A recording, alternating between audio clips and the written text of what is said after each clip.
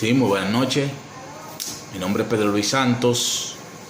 En esta ocasión estaré hablando sobre la concepción marxista del Estado y la concepción de dicha doctrina respecto al Estado y el derecho.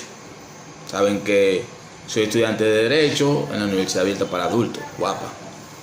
Tenemos como instrucción lo que es, en ese sentido, lo que para unos parecería un escalofriante relato de terror que desembocaría en la anarquía mundial, para otros constituye el mecanismo de implementar una verdadera justicia social. El presente artículo pretende realizar un bosquejo general de la ideología marxista con el fin de enfatizar en su posición frente al Estado, dado que dicha concepción ideológica constituye un objeto de estudio insolayable en la teoría del Estado. Realizamos dicha afirmación teniendo en cuenta que por su alternatividad y diferenciación del resto, el marxismo corresponde a una concepción distinta, cuyo grado de penetración en la sociedad ocasionó grandes revoluciones en el mundo durante el siglo pasado.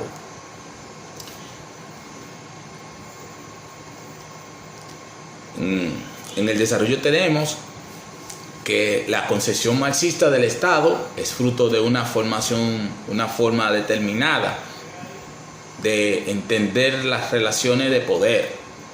El Estado, para el marxismo, aparece como un producto del carácter irreconciliable de las contradicciones de clase. En palabras de Marx, la anatomía de la sociedad civil hay que buscarla en la economía política.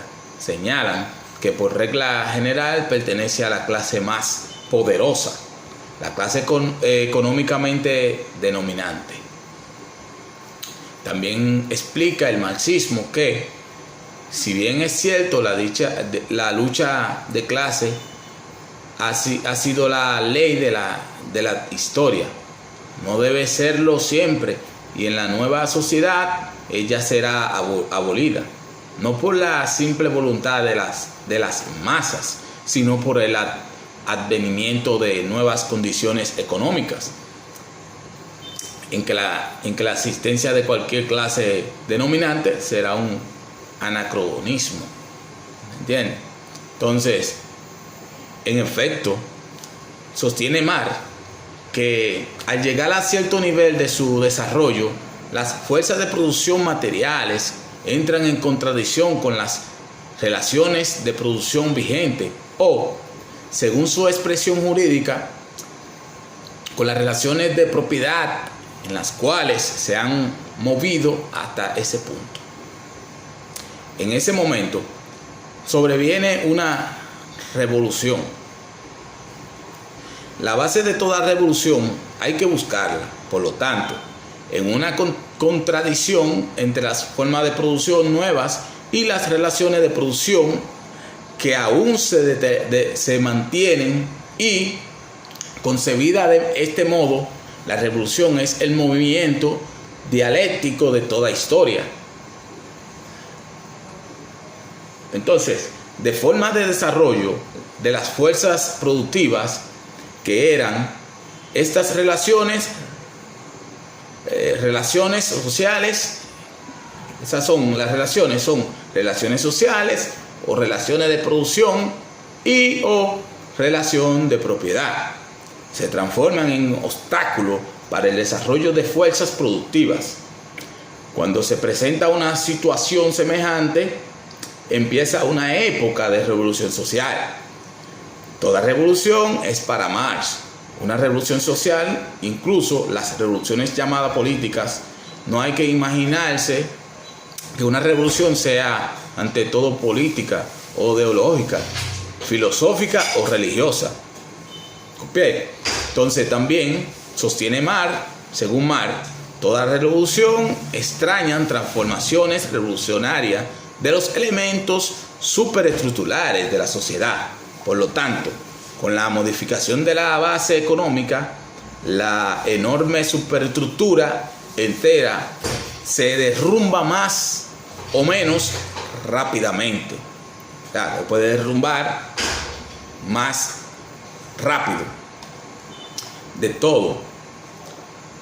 todo expuesto, podemos decir, para Carlo Marx, la revolución es el proceso de transformación radical, surgido directamente de la contradicción entre el movimiento de las fuerzas productivas y el estado de relaciones sociales, y que entraña transformaciones radicales consecutivas, pero derivadas al nivel de las diversas superestructuras de la vida social. También nos sostiene que la revolución consiste, pues, en una transformación violenta con el fin de armonizar las fuerzas de producción con las relaciones sociales. Por consiguiente, concierne a las formas de propiedad. Es una proporción. Una clase se apropia de los medios de producción e instituye relaciones de propiedad nuevas, como cuáles: propiedad feudal, propiedad general, propiedad capitalista.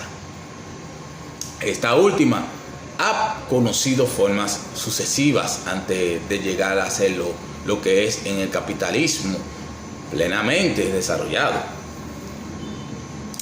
La última de estas formas fue llevada a cabo por la Revolución Francesa y encontró su expresión en el Código Civil de Napoleón.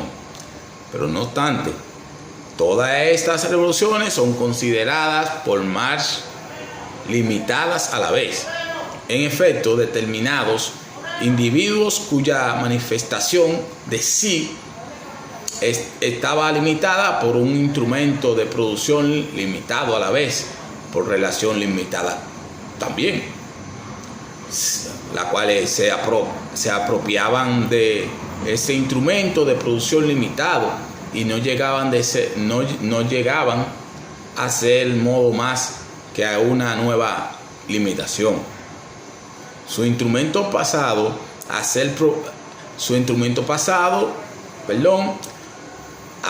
va a ser propiedad suya, pero ellos mismos quemaban sus subordinados a la división del trabajo y a su propio instrumento de producción.